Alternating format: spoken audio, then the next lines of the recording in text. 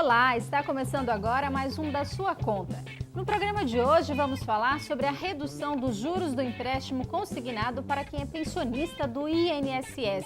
Você vai saber também quais as consequências do reajuste do servidor público estadual para a economia.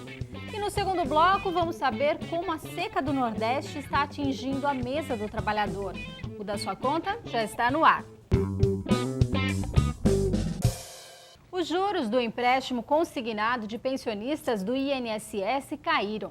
Desde a semana passada, este índice passou de 2,34% para 2,14%. A decisão foi recomendada pelo Conselho Nacional de Previdência Social e atinge diretamente 38 instituições que trabalham nesse setor.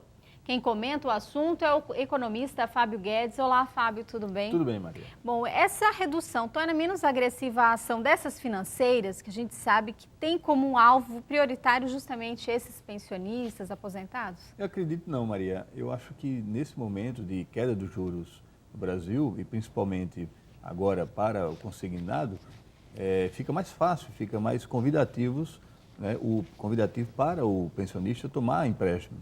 Então, acredito que aquelas que concedem empréstimo, aquelas financeiras, vão buscar ainda mais, né, ampliar seu espaço de mercado para poder captar mais pensionistas e abrir mais seu portfólio de empréstimo. Eu acho que nesse momento fica um pouco até mais agressiva, porque na verdade você está partindo para uma disputa de competição por mais pensionistas tomando empréstimo consignado. Bom, na verdade, esse 2,14 é o teto, né? Então, Isso. Quer dizer, as instituições podem praticar até juros menores, como é o caso da Caixa Econômica Federal, que anunciou aí taxa de 0,75 para aposentados, isso se forem 6 parcelas. Agora, é preciso tomar cuidado, né, com outras instituições, justamente porque muitas vezes o aposentado não está tirando esse empréstimo para ele, mas para um terceiro, né, alguém da família. Na verdade, a situação do aposentado, ou então do pensionista, é uma situação muito, digamos assim, vulnerável. Muitos dos aposentados têm uma despesa muito alta, em razão de quê?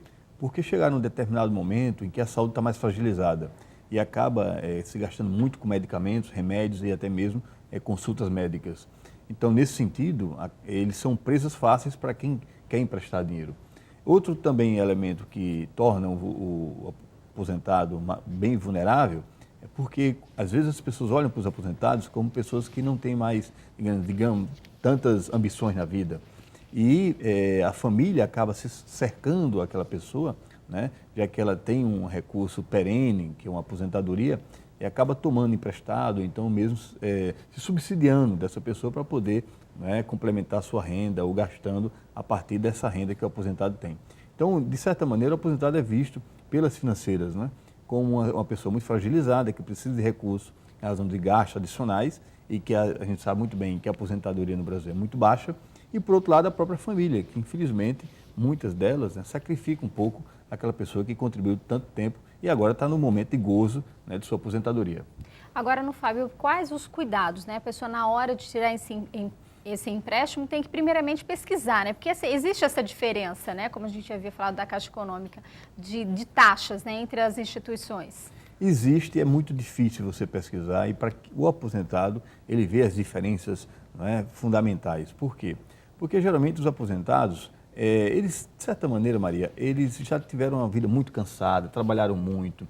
Então, essa coisa de ficar pesquisando, ir atrás, correr, muitos deles não têm mais esse pique, não é? Então, é por isso que nós observamos no centro da cidade muitas financeiras, né, sendo muito agressivas, até mesmo quando você vai atender os aposentados ou ir na rua, né, de certa forma, captar, né, esses potenciais clientes, e você vê a fragilidade dessas pessoas. Qual é a sugestão que nós podemos dar nesse sentido? É que as famílias, né, na verdade, as famílias orientem muito bem esses seus entes para que, no momento de tomar algum empréstimo, se verifique as taxas, né, de juros e também as taxas administrativas e a necessidade realmente, a necessidade concreta de se precisar desse recurso adicional. Esta semana, o governo começa a pagar os salários dos servidores com um reajuste anual de 6,5%. O valor foi estabelecido com base no Índice de Preço ao Consumidor Amplo, o IPCA, que mede a inflação do país nos últimos 12 meses. Fábio, vai haver uma consequência, vai dar para sentir esse aumento, apesar de pequeno, na economia? Maria, pode não se sentir esse aumento de forma individual. 6,5% é um aumento, digamos assim, muito moderado. Não é? Boa parte da categoria do funcionário público no Brasil tem ficado nessa margem de reajuste. Não Foi é menos grande, até do que o salário mínimo? Muito menos que o salário mínimo, com certeza. Agora, do ponto de vista macro, pode se sentir sim. Por quê? Porque em Alagoas nós temos 140 mil funcionários públicos, juntando o município, o estado e o governo federal, e autarquias. Pouco mais de um terço dessa quantidade, 140 mil, são funcionários do estado. Então, próximo aí entre 50 a 60 mil funcionários. Então, se você pega essa massa salarial, que é em torno de 2,5 bilhões, não é, de reais de folha de pagamento do Estado, e acrescenta 6,5%, então é um aumento considerável. Então, realmente, do ponto de vista macro, poderá circular muito mais riqueza e a despesa e os gastos no comércio, no serviço, aumentará com certeza. Agora, ele teve como base o IPCA, né, da inflação, que mede o índice da inflação. Será que esse aumento não poderia ser um pouco maior? Olha, considerando a veja nossa só, o IPCA, realidade? por exemplo, é o mesmo indicador que serve de reajuste para a dívida pública do Estado. Por um lado, não é, o governo do Estado tenta mudar esse indicador, esse indexador, para o GPDI, porque ele é muito custoso para a dívida do Estado, e, por outro lado, os funcionários tiveram um aumento salarial com base no IPCA. Veja que paradoxo, não é? Então, o IPCA ainda é, talvez, o melhor indexador para reajuste de salários, com certeza. Agora, com esse aumento, o governo também evita aí brigas, né, de categorias por conta de aumento, ou ainda a gente pode ter surpresas aí daqui para o fim Olha, do não sei, ano? Maria. Na verdade, o Estado de Alagoas está passando por um momento muito difícil, não é? Muitas categorias estão com salários defasados, não é em razão de ter tido um aumento de 6,5%, que vai recompor os salários de algumas categorias. E, além do mais, boa parte do funcionário público estadual está sobrecarregado. Não é? Há um processo de precarização das condições de trabalho de muitas categorias, em razão de quê? Da falta de funcionários.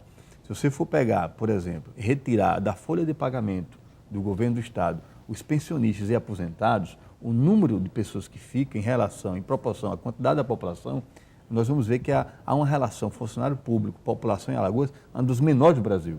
Então, não temos muitos funcionários, temos poucos funcionários e funcionários muito mal remunerados e com condições de trabalho muito precárias. E no próximo bloco nós vamos falar sobre a seca no Nordeste e as consequências para a economia. É só um instante, não saia daí.